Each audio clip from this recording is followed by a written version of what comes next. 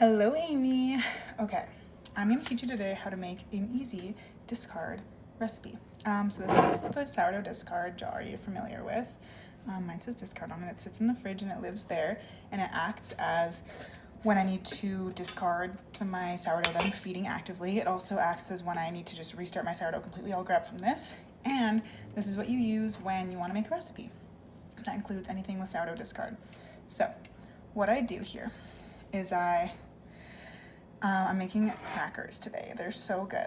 So I've got my scale, I've got my bowl. I'm gonna tear it. Usually I go with about 200 grams, but it doesn't matter however many crackers you wanna make.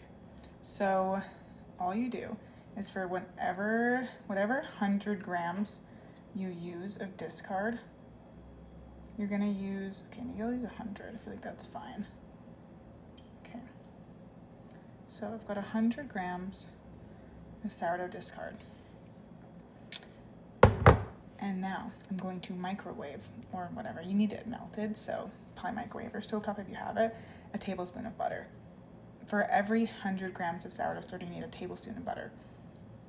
Allegedly, you don't have to do this. That's what I do. If you don't want to have butter, they're probably going to turn out fine. I'll show you. Okay, so I melted my butter. You can't see. Anyways, I put my tablespoon of melted butter into the mixture. And I'll actually video this so you can see. And yeah, you just give it a mix.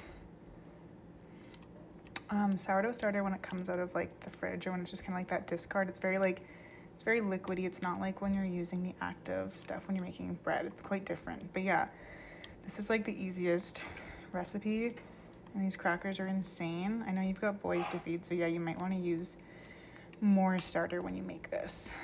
So yeah, you just mix it so all the butter's incorporated, and then you can choose to season it now or season it in a second. I think I'm gonna add some salt now. This is all kind of optional, but yeah, I'm using a little bit of salt just to like get it, I don't know, yummy. And then I'll have to sprinkle salt and kind of like make sure I'm distributing it easily when I sprinkle everything on top in the next step here. So yeah, we start there.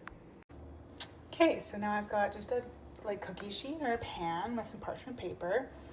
You're gonna take this and you're going to kind of get it all across the middle, making sure you get it all. And you're just gonna spread it all across with a spatula. Okay, so it's all spread now, like in a nice little rectangle, kind of even. It's obviously like, this is not that big of a problem. Don't worry, it doesn't be super even. And yeah, like the parchment paper kind of crinkles and it gets a little crazy. Just like try to go slow, kind of hold the parchment paper as you're spreading it. And yeah, I use a spatula, it works the best. Okay, now this is the fun part. This is where you personalize it. This is where you could add salt if you wanted, but it's kind of hard to get it even. You're gonna add anything you want on top. They can be plain, they're delicious. Plain and salted is delicious. You could add pepper, you could add, I've done like Parmesan herb and like whatever, something seasoning. You could actually put Parmesan on it. You could do like oregano, like Italian seasoning. Today I'm gonna do garlic and herb and dill because I've got this like dill hummus I really wanna try with these. So all you do is take your seasoning and you just ever so carefully sprinkle it on.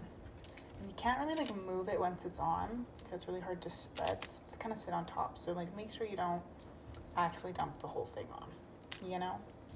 Okay. And then some dill weed. I don't know how this comes out. Okay, very lightly.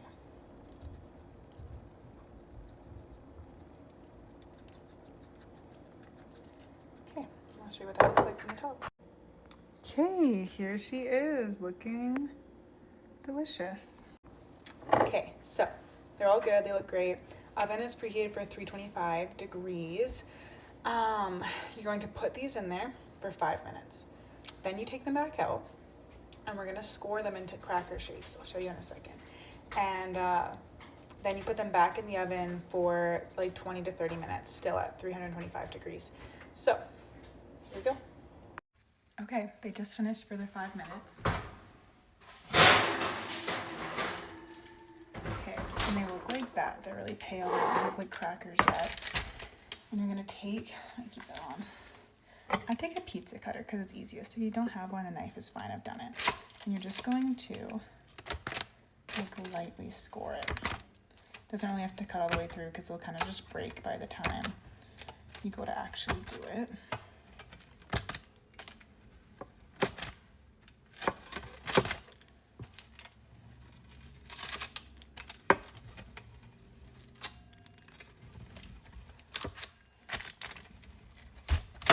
Okay, that's that. Okay, these go back in the oven for like 20 to 30 minutes, depending on like how dark they are, how hot your oven is. I would check on them after 20 minutes, you know what I mean? So, show you when they're done. Okay, just pulled them out of the oven. Mine are a little crispy.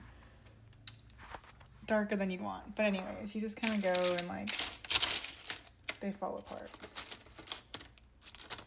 And they're lovely. Okay, so yeah, mine are probably like a little bit thin when I spread them. I did them for 20 minutes, which is a little long for this because they're a little too dark. But regardless, this is some hummus. This is them. They're nice and thin. They're so good.